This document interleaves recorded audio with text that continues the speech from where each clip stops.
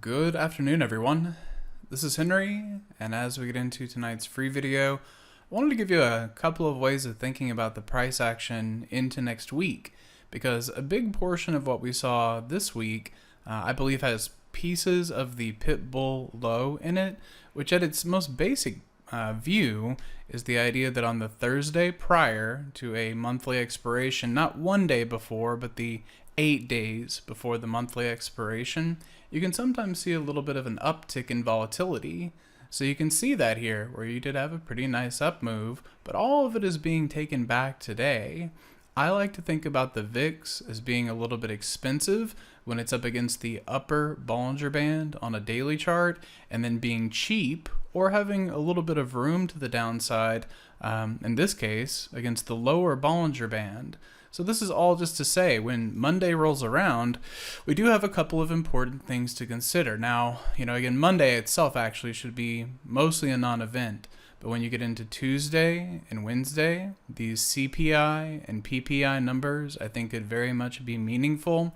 And my assumption in this moment is that we will continue to see the VIX contract through Monday and through Tuesday. Then when we get into Wednesday, I believe this PPI number becomes more important because that also coincides with the expiration of the VIX. So Friday will be the expiration for the equity products, but volatility expires the Wednesday prior. So what that allows is everybody that, there's a bit of it that's panic, there's a bit of it that you could argue is hedging, but anybody that bought a call on the VIX Thursday when things were looking kind of bearish, that allows all those calls to expire worthless Wednesday morning, and then the VIX can reset.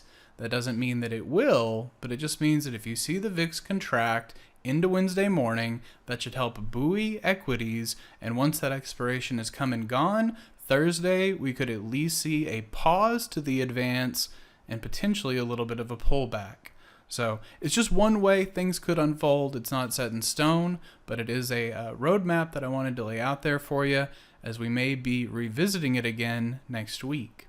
So you guys all have a great weekend, and I look forward to getting back into it again with you on Monday. Hey traders, this is Henry with simplertrading.com. I wanted to thank you for watching today's video. I hope you found it helpful, and if so, be sure to click the like and subscribe buttons down below.